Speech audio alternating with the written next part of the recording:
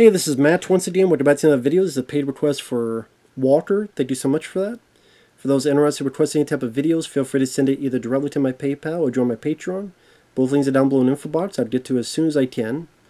And Walker wanted me to react to his list of ranking, I should say, of the Daniel Craig James Bond movies. He says, I've only seen some of the early James Bond films. While most of them are good, I rarely watch them. Goldeneye was the first one I ever loved. Daniel Craig deserves his own list because he actually has an arc across all 5 movies. I can see that, but I just, to be fair, yeah, his would have an arc, which leads to him dying. But I get what you mean. But I like some of Daniel Craig films. I do prefer, well, depending on which one it is. There's a lot of early James Bond films that are great. Goldfinger is great. Goldeneye is great, yeah. Tomorrow Never Dies, I think is fun. The Spy Who Loved Me. A View to a Kill. You Only Live Twice. The Living Daylights. License to Kill. A lot of good ones back in the day. But this is his ranking of the 5 Daniel Craig films. James Bond films, that is. Number 5, Spectre. Decent, none of them are bad. Well, I disagree with that. Number 4, Quantum of Solace. Number 3, Skyfall. Number 2, No Time to Die.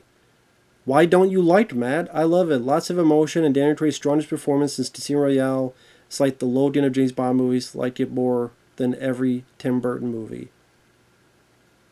I don't know what Tim Burton has to do with the conversation. That veered off course. Number 1, Casino Royale, my favorite James Bond movie. Daniel Craig still never got his Oscar award for this movie. Daniel Craig did a good job, but he didn't deserve an Oscar for Casino Royale. He did a good job, but not an Oscar. No Time to Die sucks. Why don't you like it, Mac? This is a shitty movie. I do not think it's Daniel Craig's strongest performance. I highly disagree with that. I think he did a much better performance in Skyfall. Or even Spectre. The movie is boring. It squanders and wanders around. It's poorly paced. The villain is lame. The ending sucks. Walker, I did a whole review of No Time to Die. If you want to know my thoughts, watch my review of No Time to Die. You asked, why don't you like it, Matt? I did a review of the film, Walker. It's on the channel. Just watch the review and I explain why. In the review. Maybe you didn't know I reviewed it, but yes, I did review No Time to Die. It's on the channel. All you have to do is just go to my YouTube. Do this in real time. Where it says Home, Video, Shorts, Live, Playlist, Community Store. To the right is a magnifying glass. You type in No Time to Die. It's from 9 months ago. Requested by Albin. It's a 54-minute, 40-second review. And actually, let's look at some of the comments here. My biggest problem with No Time to Die is the presumptuous way that they kill off these iconic characters as if Daniel Craig owns the franchise. No single actor owns the Bond character. Brosnan, this is various people. Brosnan had more presence than Craig to be Bond anyway.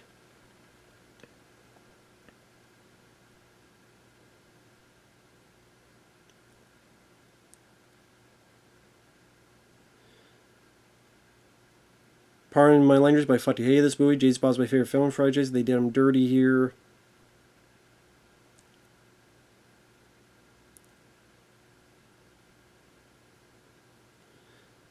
This one and Spectre are the worst of Bond ever. A shame that Craig has to end his role in Bond movies this way.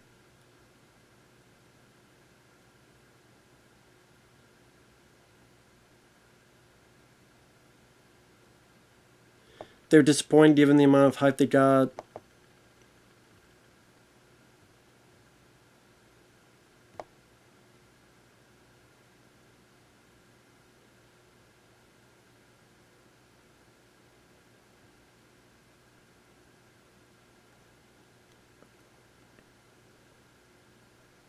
Really sad seeing this franchise end up such a whimper.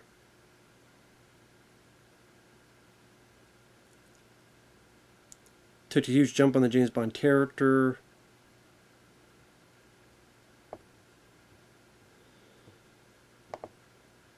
I found it watchable, so that's high praise. No Time to Die is 3 hours long. It's way too long for a James Bond film. That results in very poor pacing. That feels like we're just slogging along. Doesn't need to be 3 hours long. The song sucks.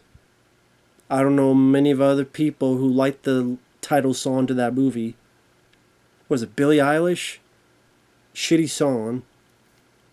Lame villain. The action scenes I don't think were as good as you're making it out. Well, you didn't even mention that. The action scenes weren't that great. That I remember. At least compared to Skyfall and Casino Royale.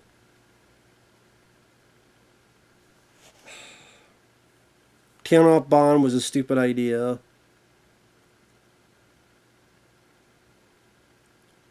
And all they did was steal the fucking theme from Metal Gear Solid. Fox Die. That's all they did was... You look up Metal Gear Solid Fox Die, they just stole that shit and put it in this movie. I hate No Time to Die. To me, that's easily number 5. That's easily the worst one. Casino Royale I like. That'd be number 2. I think Skyfall's number 1. I think Casino Royale's number 2.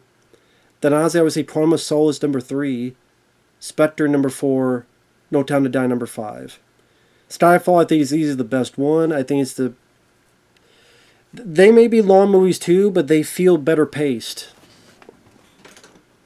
With, I think, stronger action scenes and stronger villain characters. I didn't care about the new characters in No Time to Die. Didn't give a shit about the new agents. There's not one action scene I could think of that really wowed me in No Time to Die. Except maybe the scene where he goes up the stairs and try to be one shot. But I saw that later in Silent Night. I'd rather watch Silent Night. What joke can I do? What get him in? I really would.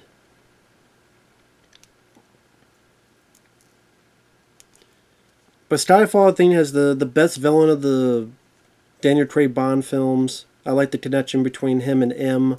I thought the stuff between Daniel Craig and M was nice and emotional. That was a way of handling a character's death in an emotional, impactful way. Not No Time to Die.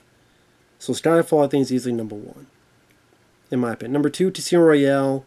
I do think the film runs a tad too long. I do think there's some stuff that could have been cut out. But it was a nice reintroduction to Bond. To give a different tone. A different mood. The action scenes. Martin Campbell did a great job. Just like he did in GoldenEye. It felt fresh to rejuvenate the Bond character that way. Number 3, I put Quantum of Solace. Just has its issues with the editing, but it's the shortest film. It felt the fastest paced, and I think the ending set piece in that house, or not, what do you call that house? The way they set that up, where they blew the whole thing up, and you see real fireball, and the actors in the same vicinity. I thought it was pretty damn solid for that.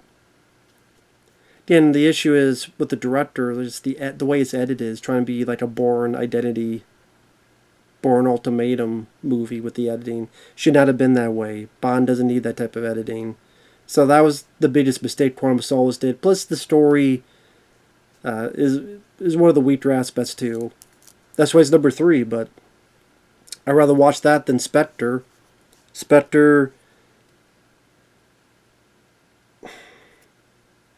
Half of that is decent, half of that is crappy. And honestly, some of these films I don't remember much about because I only saw them once. Like Spectre, I only saw once. I just remember my feelings of not liking some aspects of it, but overall being disappointed after Skyfall. And No Time to Die I only saw once, so I don't remember all the specifics. That's why I feel free to watch my review, where it's more fresh on my mind. Just if I see a film once, a lot of times I just forget about it, put it in the recycle bin, like appear and delete it. So I highly disagree No Time to Die, I think, in my list, No Time to Die is number 5, and Skyfall is number 1. So we agree to disagree on the list. Again, I think Skyfall is easily the best one. I don't think No Time to Die is the second best one. I'm glad you love it. The loading of James Bond films. I didn't want to Loading. Hell, Loading itself is an overrated movie. I don't hate Loading, but it's a bit overrated. Loading I can watch, but I think it's an overrated film. I don't hate Loading. Hugh Jackman's good in it.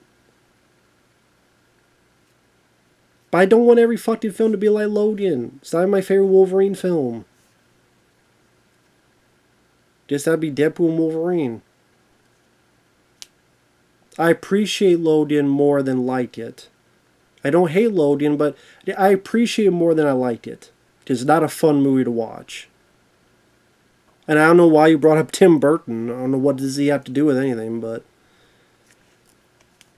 So No Time to Die is better than Batman? No Time to Die is better than Batman Returns? No Time to Die is better than Ed Wood or Sleepy Hollow?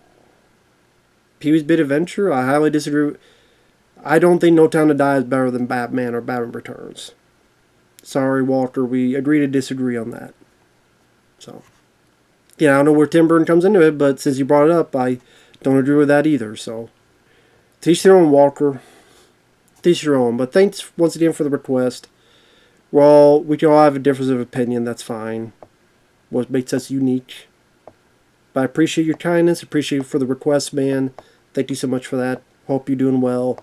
And these fun, I don't know what to call them debates, but they're fun. They're fun to do. So thank you, Walter. I appreciate it.